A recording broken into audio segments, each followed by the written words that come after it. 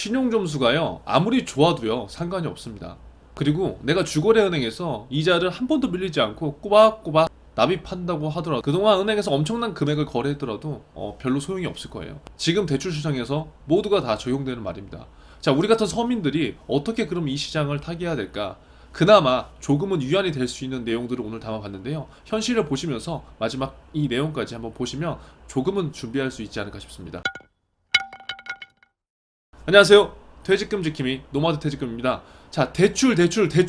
정말 제가 요즘에 계속 이 영상을 올리고 있는데요. 매일매일 이슈가 쏟아지고 있습니다. 오늘은요, 모은행에서 지점대출 한도를 정해놨더라고요. 자, 그렇게 된다면 지금 이게 내가 이자를 내겠다고 하는데도 불구하고 지점별로 은행에서는 그 한도를 넘어서면 안 해주겠다는 거죠. 오늘 올라온 기사인데요. 은행 지점 대출 한도가 월 5억이래요. 여러분, 어떻게 생각하세요? 은행 한 개의 지점에서 대출 한도가 월 5억이라는 게 이게 믿겨지시나요? 여기에 기사 제목에도 나왔지만 이게 실화냐? 이게 지금 장난하는 거냐? 이사 시즌 앞둔 실수요자뿐만이 아니라요. 지금 일반적으로 우리가 은행을 이용하는 고객들이라면 굉장히 어처구니 없는 금액이라는 거는 누구나가 다 알 수 있다는 거죠.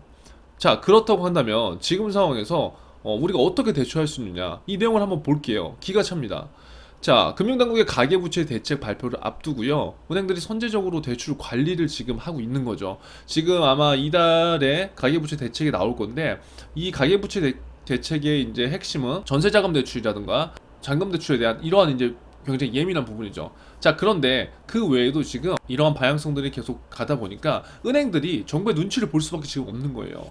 자, 그래서 지금 대출 관리를 우리은행 쪽에서도 당연히 하고 있죠. 농협과 국민은행에 이어서. 그런데 부동산 대출을 지점당 5억에서 10억으로 제한하는 것으로 확인됐대요. 이게 말이 안 되잖아요. 지금 수도권의 25평 중위평균 기준이 얼마인가요? 10억이 넘어요. 그러면 아파트 한두 채만 하더라도 지점 부동산 대출 할당이 끝나는 거라고요.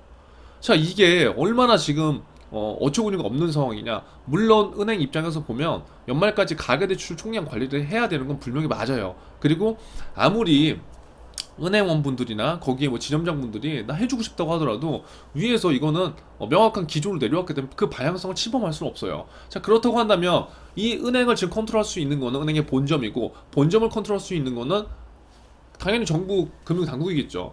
자, 그래서 우리은행 같은 경우에는 남은 대출 한도가 지금 2조 5천억을 한꺼번에 이거 만약에 요입당 하면은 진짜 일주일 안에 다 끝날 거예요. 근데 그렇게 되지 않게 관리를 나름대로 하겠다는 건데 너무나 지금 현실성이 없는 관리 수준이다.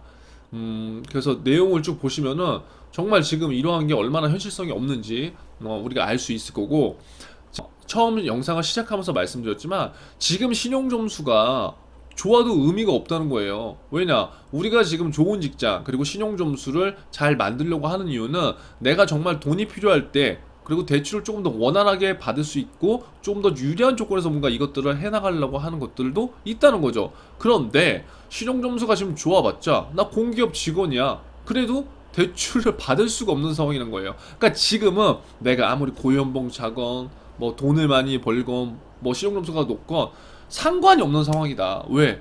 기조 자체가 지금 위에서 쪼을 수밖에 없는 상황이고, 그럼 지금 돈이 필요한 사람들 어떻게 하냐? 방법이 없다는 거예요. 이래서 자, 이 내용을 보시면 공기업에 재직 중인 신용점수 900점대 이 회사 직원분이 아무튼 전세 반환 대출을 알아보다가 멘붕에 빠졌다는 거예요. 결국 핵심은 뭐냐?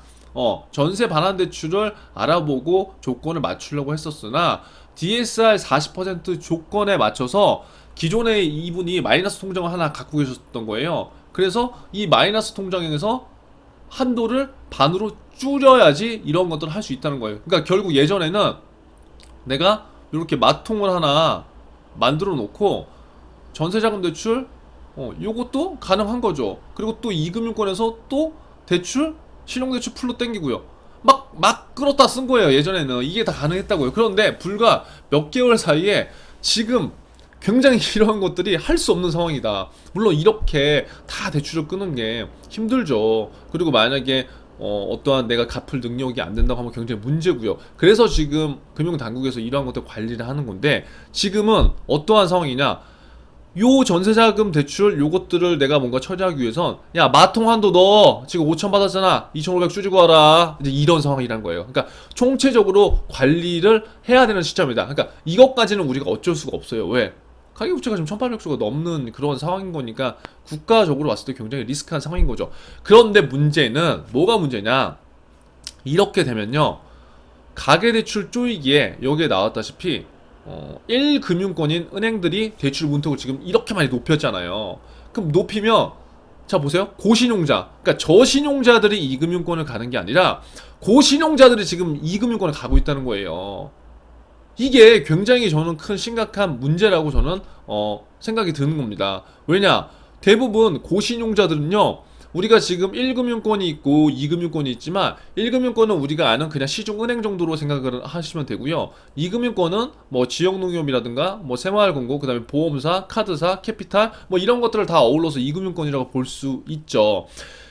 1금융권과 2금융권의 가장 큰 차이는 만약에 내가 신용점수가 좋고 조건이 된다면 1금융권으로 가서 한도와 보다 낮은 대출 금리를 받는 게 좋죠. 하지만 1금융권은 이렇게 내가 유리한 조건을 받으려면 규제가 많다는 거죠. 그런데 지금 상황은 그러한 규제들이 훨씬 더 심해진 상황이고요. 그런데 만약에 돈이 필요해. 고신용자, 예를 들어서 전문직인 분들 돈이 필요해. 예전에는 1금융권에서 2배 이상까지 신용대출이 나왔으나 지금 안 된단 말이에요. 그러면 이분들 같은 경우에는 예를 들어서 나는 지금 이자가 문제가 아니야. 자, 2금융권 가서 야, 내 연봉 뭐 1.5배라도 받자. 그러면 2금융권으로 지금 넘어가고 있다고요. 자, 그럼 진짜 문제는 누구겠나요? 진짜 문제는 이제 서민들이에요, 서민. 일반 서민들. 그분들은 2금융권에도 지금 가지 못할 수 있다는 거예요. 왜? 2금융권도 지금 한도를 본다고 하거든요. 그럼 그 한도를 보면은 지금 고신용자들이 만약에 2금융권으로 어느 정도의 파일을 다 차지해. 그러면 일반 서민들은 어디로 가겠어요? 이거 진짜 사채 시장으로 내몰릴 수도 있는 위험이 있다는 거예요. 제가 지금 영상을 촬영하면서도 저도 모르게 목에 핏대가 세워지는 이유가 정말 없는 사람들이 더 없어질 수밖에 없는 환경이 조성되기 때문에 그러한 것들이 너무 안타깝다는 거죠. 자, 여기 보시면 고신용자들의 2금융권 대출 비중이 늘어나면서요 중저신용자들이 밀려나고 있어요. 이게 어쩔 수가 없는 거예요. 7등급 이하 저신용자들, 7등급 이하는 대부분 신용등급이 별로 좋지 않은 분들인데 이분들이 상호금융 신규 대출에서 차지하는 비중이 점점 줄었다는 거예요. 그럼 점점 줄면 어디를 가느냐? 돈을 상환할 능력에 대해서 상환을 한 게 아니라는 거예요. 카드론, 사채, 이 시장으로 지금 엄청나게 나가고 있다는 겁니다. 자, 그래서 지금은 제가 봤을 때 굉장히 심각한 상황이다. 물론 자본주의 사회가 냉정한 것은 어쩔 수 없는 현실이나 지금과 같은 시장 상황에서 정말 서민들은 정말 힘들 수 있다는 거예요. 자, 그래서 오늘 제가 하나의 방안을 말씀드리면 이건 지금 당장 실행되는 게 아닌데 오늘 좋은 이슈가 또 하나 나왔어요. 토스뱅크가 이제 출범이 됐거든요. 정말 급한 분들은 이 토스뱅크의 추이를 잘 한번 살펴보세요. 아직까지 전세나 주담대는 나오지 않았어요. 하지만 조만간 내년에는 나오게 될 수도 있어요. 우리가 지금 이 시장의 이슈를 우리가 확인하면 좋은 거는 부동산도 마찬가지고 금융에 대한 정보도 마찬가지겠죠. 내가 지금 당장 뭔가 투자를 하지 않으면 곧 죽을 수도 있지만 이러한 방향성과 내용들을 우리가 알게 된다면 시간이 조금 지나도 내 시간이 조금 지나서 분명히 내가 써야 되는 순간들이 있거든요. 이것도 저는 마찬가지라고 봐요.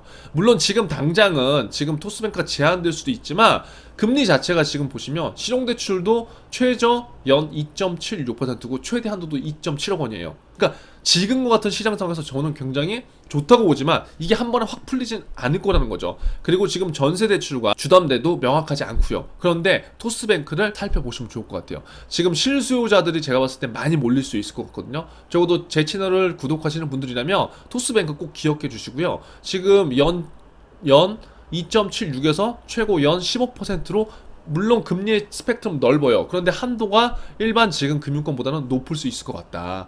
자, 그래서 우리는 토스뱅크에 조금 더 관심을 가져보면 어떨까라는 말씀을 드리고요. 내년 전세자금 대출 서비스 출시 계획도 이제 있다는 거예요. 그래서 내년에 전세가 만료되시는 분들이나 지금 현재 대출 때문에 알아보시는 분들은 토스뱅크에 대한 관심 추이 꼭 계속해서 방향 체크를 해보시고요. 제가 또 다른 내용이 생기면은 말씀을 또 드리도록 하겠습니다. 그래서 오늘 대출에 대해서 계속해서 알아봤는데요. 이게 자칫 잘못하면 자 대출을 여러분들한테 드릴 거예요. 자 1번부터 100번까지 집합! 이러한 상황이 될 수 있다는 거예요. 얼마나 어처구니가 없는 상황입니까? 잘 생각해 보세요. 기업이 힘들 때 우산을 내밀어 주는 은행, 서민이 힘들 때 함께 가야 되는 은행, 다 은행들이 추구하는 가치겠죠. 그러면 제가 봤을 때 적어도 이렇게 힘든 상황이라면 물론 정부의 입장은 불명하지만 여기에서 서민들을 위해서 진정으로 어떠한 무엇인가의 대책 아닌 대책이 나와줬으면 하는 바람이 있습니다. 아무쪼록 오늘 영상도 여러분들한테 도움이 되셨길 바라면서 다음 영상에서 뵙도록 하겠습니다.